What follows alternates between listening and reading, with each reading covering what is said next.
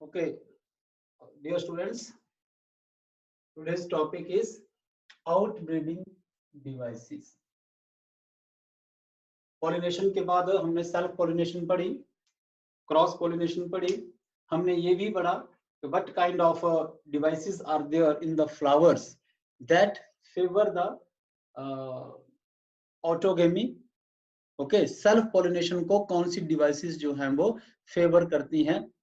Now, in case of these outbreeding devices, we can study the various devices that can favor the cross pollination. Cross pollination को किस प्रकार की devices जो हैं वो favour करती हैं, क्यों क्रॉस पॉलिनेशन जो है वो जरूरी होती है.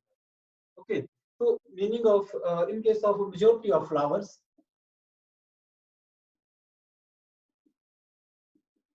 मेजॉरिटी ऑफ फ्लावर्स जो होते हैं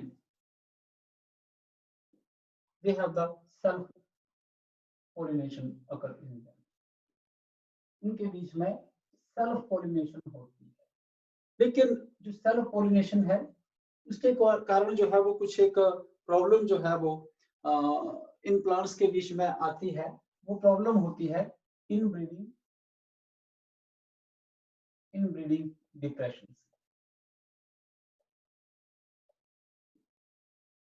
इनब्रीडिंग डिप्रेशंस, एक्चुअली ये टॉपिक जो है वो बहुत बड़ा है. ये इनब्रीडिंग मैं आपको शॉर्टकट में इसको जो है वो समझाता हूँ. व्हाट हैपन कि इनब्रीडिंग डिप्रेशन जब हम लोग एक ही जो प्लांट है उसका जो है वो एंथर से पोलन और दूसरी तरफ जो स्टिग्मा है फ्लावर का, ओके, उसके बीच में जो एग है इसके बीच में जो है वो पोलन जो है वो मेल गैमीट देगा. When they fuse with each other, तो जो गैमीट्स बने, मेल और जो फीमेल गैमीट बने, दे arise from the same parents. It means हमने चलो ये क्रोमोसोम बनाया मेल गैमीट का और ये क्रोमोसोम बनाया फीमेल गैमीट्स का. These are the homologous, these are the homologous chromosome. Genetics वाले चैप्टर में वैसे हम इसको डिटेल में पढ़ेंगे. Homologous chromosome. तो व्हाट हैपन कि मान लो इस पेरेंट्स का एक ही प्लांट के ऊपर ये दोनों लगे हुए हैं, बाइसेक्सुअल फ्लावर है. अगर मान लो कोई जीन जो है वो डिफेक्टिव है, इसका मतलब वो जीन मेल और फीमेल दोनों गैमीट का जो है वो क्या हुआ, डिफेक्टिव जीन हुआ. तो when they fuse with each other and in the zygote, जो मैंने डिफेक्टिव जीन बताया वो दोनों का जो है वो जीन जो है वो डिफेक्टिव है, मेल और फीमेल गैमीट का. तो जब ये जाइगोट बनता है, जाइगोट जो है that give rise to the new plant embryo, और एम्ब्रियो जो है वो नया प्लांट देगा. तो उस प्लांट के बीच में, उस प्लांट के बीच में वो जो डिफेक्टिव जीन के कारण जो करैक्टर शो होने हैं वो नहीं हो पाते. अगर ये जीन अच्छा होता तो ये कोई किसी करैक्टर को कंट्रोल कर रहा है, वो करैक्टर जो है उस प्लांट के बीच में अपने आप को शो करेगा. लेकिन इस प्रकार से जो होमोजाइगोसिटी को हर जनरेशन के बीच में इसमें शो होती रहेगी, तो that leads to some problem in that plant. उस प्लांट के बीच में जो है वो कंटिन्यू वो प्रॉब्लम जो है वो बनी रहेगी अगर ये होमोजाइगस कंडीशन जो है वो कंटिन्यू इसके बीच में बनी रहती है. तो that leads to the inbreeding depression. बार-बार जो है वो सेल्फ पॉलिनेशंस की वजह से जो एक ही परिवार के बीच में, एक ही फ्लावर के बीच में, एक ही उस प्लांट के बीच में जो होमोजाइगोसिटी जो है वो बनी रहती है, that leads to the some problem in the new plants because of this homozygosity. That leads to the inbreeding depression. उसी को जो है वो डिप्रेशन जो है वो बोलते हैं.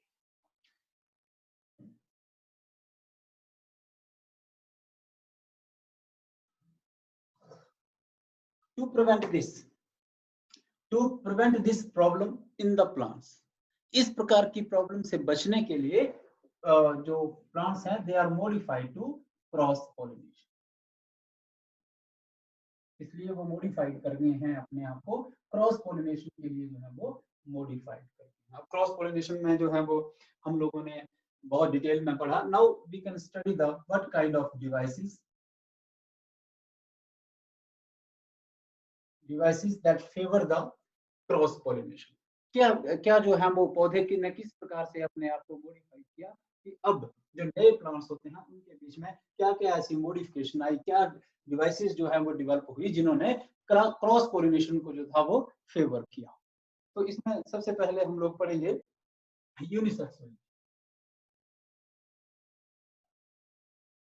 यूनिसेक्सुअल द फ्लावर, जो बाइसेक्सुअल फ्लावर थे पहले सेल्फ पोलिनेशन के बीच में, now they become the unisexual flowers, they become unisexual.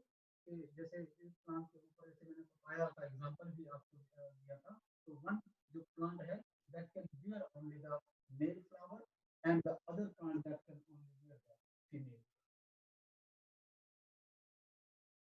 इनके बीच में जो है फिर क्रॉस पोलिनेशन होती है, that is the unisexual. The flower that become the plant that become the unisexual, they either bear the male plant और either they bear the female plant.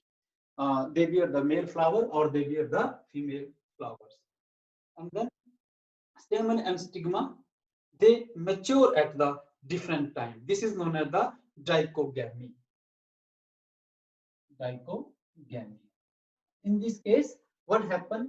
जो male flower है उसके बीच में होगा स्टेम, एंड जो female flower है, जो female flower है that have the pistil, both of they mature at the different time. वो जो है वो सेम टाइम में मेच्योर नहीं होंगे, वो अलग अलग टाइम के ऊपर जो है वो मेच्योर होते हैं। If the male flower it mature first, स्टेमन जो है दे कैन मेच्योर बाय, मान लो बाइसेक्सुअल फ्लावर है, फ्लावर कौन सा है इसके में, इसमें फ्लावर जो है वो बाइसेक्सुअल फ्लावर ही रहेगा, फ्लावर जो है वो बाइसेक्सुअल ही रहेगा, but either the stamen they mature first or either the stigma that mature first. So if the male flower में stamen जो है, ऐसे bisexual flower के बीच में male flower जो है वो पहले mature होते हैं, that condition is known as a protandry. Protand. अगर male flower जो है वो पहले mature हो जाते हैं तो naturally है they are unable to fertilize the pistil of the same flower. They are unable to carry out the act of fertilization in the same flower. And is the female flower that mature first. In some of the cases, जो female flower होते हैं, ये पहले mature होते हैं. That condition is protogamy, protandry and protogamy. ये दो condition जो हैं वो आपको देखने को मिलेगी that favor the cross pollination, and this is known as a dichogamy. इसको dichogamy कहा जाता है. And then another case is another case में the either the suppression of the either one of the sex. In some cases, कुछ cases में क्या हो सकता है कि either male और female, in some cases either male or female, कोई भी या तो मेल या फीमेल दोनों में से जो है कोई एक जो फ्लावर है that undergo suppression, that is unable to develop. कोई एक बाइसेक्सुअल फ्लावर है, जैसे हम किसी प्रकार से तो क्या या तो एंथर जो है या स्टेमन जो है, हम स्टेमन की बात करते हैं, it is unable to develop, और either in some of the cases जो पिस्टिल है that is unable to develop. कोई एक ही जो है वो एक बाइसेक्सुअल फ्लावर के बीच में अपने आप को डेवलप कर पाएगा, दूसरा जो है वो डेवलप नहीं होगा. This is known as the suppression of the either one of the sex, कि मेल और फीमेल दोनों में से कोई एक डेवलप करेगा, एक जो है वो सुप्रेस हो जाएगा, that is unable to develop itself. And then another condition is the anther and stigma placed at the different position. के एंथर और जो स्टिग्मा है वो कुछ इस प्रकार से लोकेटेड होंगे इन द सेम फ्लावर कि they are unable to carry out the act of pollination. Either anther और स्टिग्मा उनकी जो पोजीशन होगी they are located in such a position, कुछ इस प्रकार से लोकेटेड होंगे कि जो एंथर है, एंथर से स्टैमन जो है उस स्टिग्मा तक जो है सेम फ्लावर बाइसेक्सुअल फ्लावर के बीच में नहीं पहुंच सकते हैं। That is known as the anther and stigma, they are placed at the different. ये भी कंडीशन हो सकती है। उसके बाद जो नेक्स्ट कंडीशन है self incompatibility.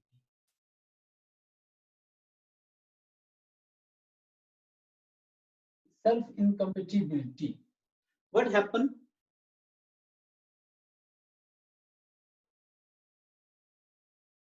Even the pollen grain and stigma, both they are the functional, but they are unable to carry out the act of fertilization. वो कई कारण हो सकते हैं, चाहे बाइसेक्सुअल फ्लावर है, बाइसेक्सुअल फ्लावर में हो सकता है कि उसके जो पोलन ग्रेन है वो फंक्शनल है, वो उसी के स्टिग्मा के ऊपर जाकर के गिर जाती है, but they are unable to grow. If they grow and they give rise to the pollen tube, but that pollen tube is unable to enter into the ovary due to the some reason, due to the some chemical compound which are synthesized because of the reaction that takes place in between the pollen and the stigma, इसकी वजह से वो उसको allow नहीं करेगी। That is known as the self incompatibility। इस को फिर से आप समझ लीजिए क्या कि पोलन ग्रेन जो है they are the functional, stigma जो क्रिस्टल है, क्रिस्टल का जो स्टिग्मा है that is also functional, but they are unable to carry out the act of fertilisation. ये फर्टिलाइजेशन कर ही नहीं पाते हैं। इस प्रोसेस को जो है वो सेल्फ इनकम्पेटिबिलिटी कहा जाता है। ये एक जेनेटिक मैकेनिज्म होता है। This is a genetic mechanism, इसको हम डिटेल में बाद में पढ़ेंगे। एक जेनेटिक मैकेनिज्म है जिसके कारण जो है ये पोलन, फंक्शनल पोलन ग्रेन जो है they are unable to carry out the act of fertilization. This is known as the self incompatibility. So these are the various devices that favor the process of cross pollination.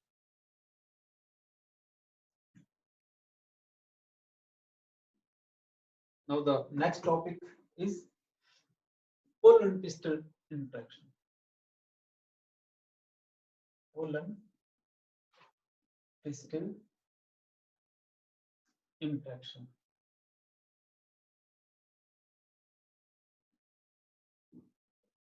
Pollen pistil interaction, इसके बीच में हम लोग क्या पढ़ेंगे?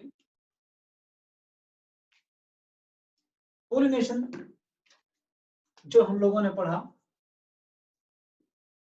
Pollination does not mean that, मैं यहाँ पर इसे stigma of the flower and pollen. Now the flower, bisexual flower, chasmogame, in case of the chasmogamous flower where the sex organs they are exposed to the environment, they are fully exposed. तो ऐसा तो नहीं है कि जो pollen grain which are required they are dusted on the, they are present on the stigma, वही जो है वो घूम फिर के जो है वो स्टिग्मा के ऊपर आ सकते हैं। In these days there is the lot of flowering is there, तो हो सकता है कि किसी दूसरी स्पीशीज का पोलन ग्रेन जो है वो इस स्टिग्मा के ऊपर आकर के जो है वो आ जाए, स्टिग्मा के ऊपर आ जाए। क्या वो पोलन ग्रेन भी ग्रो कर जाएगा? क्या कोई भी पोलन ग्रेन जो है that become to the other species able to carry out the act of fertilization? क्या वो पोलन ग्रेन ग्रो कर सकता है यहाँ पर आकर के? नहीं, वो नहीं करेगा। इसी को जो है वो पोलन पिस्टल इंटरेक्शन कहा जाता है कि even the pollen grain in case of the flowers in which the cross pollination takes place, this pollen that belongs to the blue color ka pollen is that belongs to the same flower, bisexual flower, but cross pollination is there, अगर वो यहाँ पर गिर जाएगा तो वो क्या grow कर जाएगा? नहीं, वो भी नहीं ग्रो कर पाएगा। ओनली पोलन, सिर्फ वही pollen which is compatible to carry out the act of fertilization is able to grow when they fall on the stigma of the flower. वही जो है पोलन ग्रेन जो है वो इसके ऊपर ग्रो करेगा, बाकी और कोई pollen which are known as the incompatible pollen grains, they are unable to grow on the stigma. If they grow, अगर कोई जो है वो मान लो ग्रो कर भी जाता है, then they are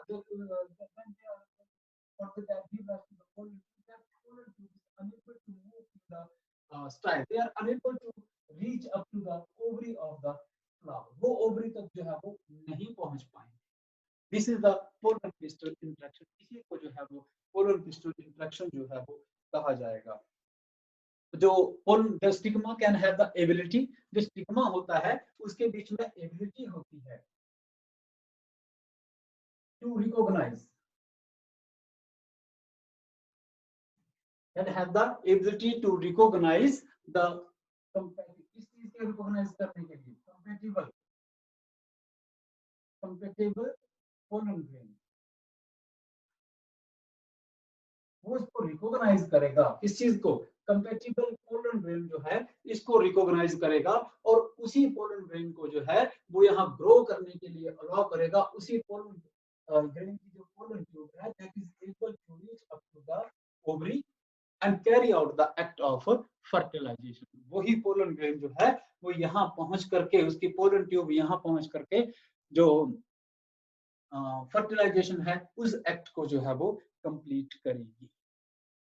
this is a pollen pistil interaction. Then अगर चलो अच्छा दूसरी condition, if incompatible,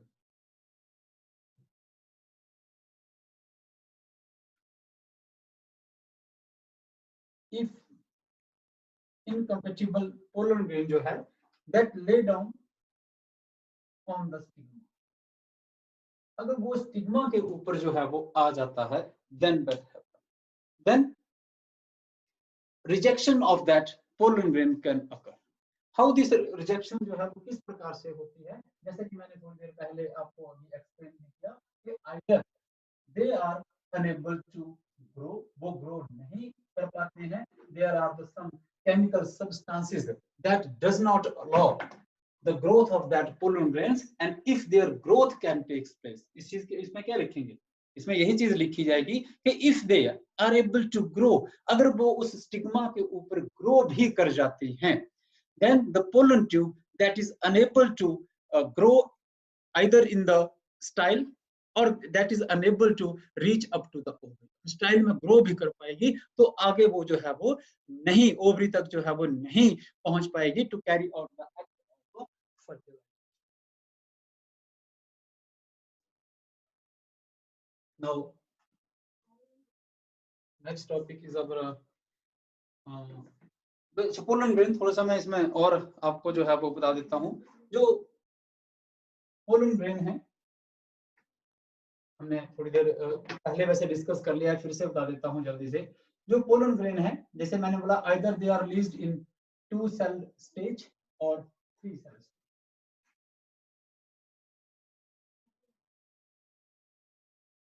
pollen grain, they are either released in 2 cell stage or 3 cell stage. If they are released in 2 cell stage, then and they grow on the stigma and that leads to the formation of pollen tube. ये pollen tube जो है वो यहाँ पर बनाएंगे.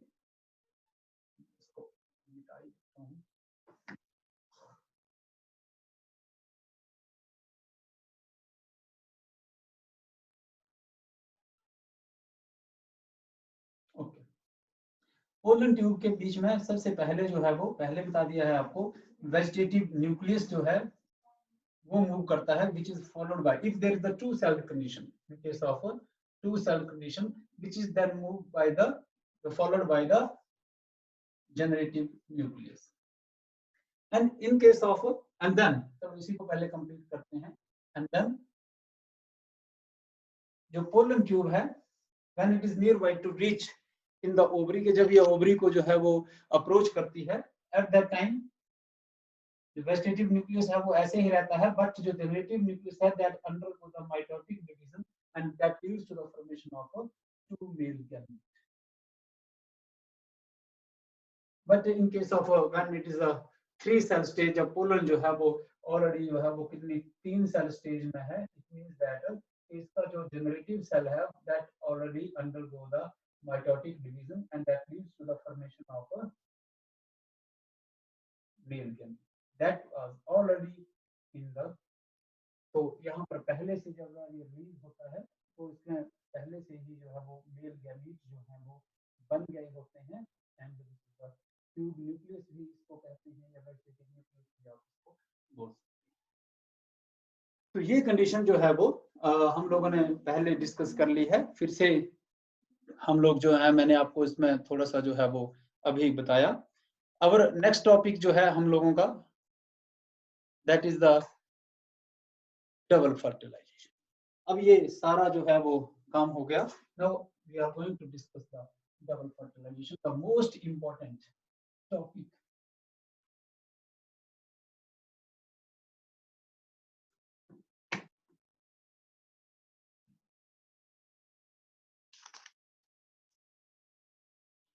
What is double fertilization? क्या होती है? Now what happened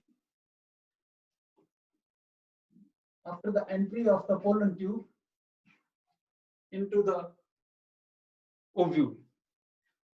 ओव्यूल के बीच में पोलन ट्यूब की एंट्री के बाद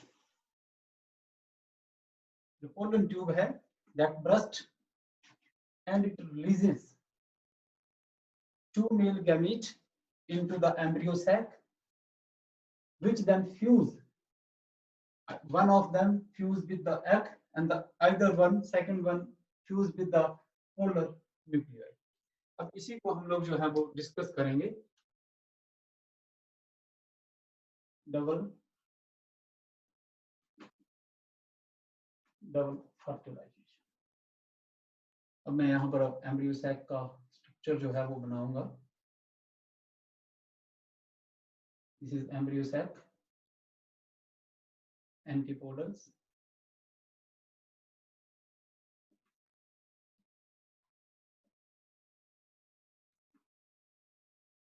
polar nuclei, synergids, egg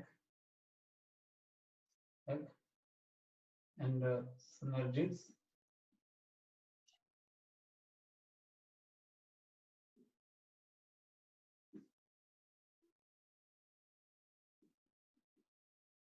polar nuclei. Now what happened? This pollen tube, यहाँ से ये pollen tube आ रही है that can have the male gamete in it, carry the male gamete and a vegetative nucleus. Now what happened? In maximum of the cases, exception should be there. Exception यहाँ पर होती हैं, and that pollen tube entered into the embryo sac through the micropylar end. ये micropylar end से जो है वो इसके अंदर जाती है. And after entering, it burst. Pollen tube जो है वो burst कर जाती है and it releases the vegetative nucleus as well as the male gamete. तो vegetative nucleus होता है that is absorbed into the cytoplasm, वो consume कर लिया जाता है. But to how that enter? First of all, that was guided by the entry of the pollen tube is guided by these synergids.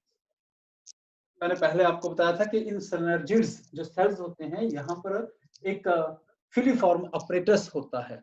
But filiform apparatus is there that is responsible to guide this entry of this pollen tube. And this pollen tube is entered into the embryo sac through one of the synergids. एक synergid से होते हुए जो है वो embryo sac के बीच में एंटर करता है और एम्ब्रियो सैक के बीच में एंटर करने के बाद it releases its male gamete. ये मेल गैमीट जो है वो रिलीज कर देगा. Out of these 2 male gametes, the one male gamete fuse with the egg. ये egg के साथ fuse करता है and that is known as the syngamy. उस प्रोसेस को बोलते हैं syngamy and that leads to the formation of zygote और डिप्लॉयड स्ट्रक्चर। क्योंकि मेल गैमीट भी हैप्लॉयड है, एग भी जो है वो हैप्लॉयड है, तो इस प्रकार से क्या बनता है, जाइगोट बन जाता है। The second male gamete that fuse with the these two polar nuclei। जब यहाँ पर भी दो कंडीशंस होती हैं, तो 1 2 3 इट मींस जो 3 न्यूक्लियस हैं they fuse with each other, so this fusion is known as a triple fusion. इसको जो है वो क्या कहा जाता है, ट्रिपल फ्यूजन कहा जाता है and that leads to the formation of अभी ट्रिपल फ्यूजन के बाद जो नया स्ट्रक्चर बनता है, तीन चीजें जब आपस में फ्यूज करती हैं, this is known as the primary endosperm nucleus. Endosperm nucleus, ये प्राइमरी एंडोस्पर्म न्यूक्लियस जो है वो ओव्यूल के बीच में एंडोस्पर्म बनाएगा, इट डेवलप इनटू एंडोस्पर्म, और जाइगोट जो है it give rise the embryo, embryo in the seed. Now in some of the cases, confuse नहीं होना है, मैं आपको एक और कंडीशन यहां पर बताने के लिए जा रहा हूं। What happen before the fusion of the male gamete with the polar nuclei, both of these nuclei fuse with each other. कुछ एक कंडीशन में ये एक दूसरे के साथ फ्यूज भी कर जाते हैं and that leads to the formation of a secondary nucleus. अगर ये पहले फ्यूज कर गए तो हम इसको क्या बोलेंगे, सेकेंडरी न्यूक्लियस। नाउ इस सेकेंडरी न्यूक्लियस ये पहले ही डिप्लॉयड हो गया है, अब इसके साथ मेल गैमीट जो है वो फ्यूज करेगा एंड बनेगा फिर से वही, जो नया न्यूक्लियस बनेगा वो ट्रिपल न्यूक्लियस ही होगा, उसका जो है वो ट्रिप्लॉइड न्यूक्लियस ही होगा, और इसको भी ट्रिपल फ्यूजन ही हम लोग बोलेंगे and that leads to the formation of a primary endosperm. तो डियर स्टूडेंट्स, इस प्रकार से जो है the act of double fertilisation is completed in the angiosperm. This is a very important topic और होप करता हूं कि आपको ये समझ में आ गया। All of these cells they are the haploid, ये हैप्लॉइड, अब ये यहाँ पर जाइगोट बन गया है, तो ये क्या हो गया, डिप्लॉइड। तो इस प्रकार से इसकी जो जेनेटिक कंस्टिट्यूशन है, वेदर के कौन सा स्ट्रक्चर जो है वो हैप्लॉइड है, कौन सा स्ट्रक्चर जो है वो डिप्लॉइड है, वो भी आपको जो है वो आना चाहिए। So this is all about double fertilization and this is all about the today's topic। आज हमने 3 टॉपिक कंप्लीट किए, आप इसको अच्छे से जो है वो पढ़ेंगे। Thank you.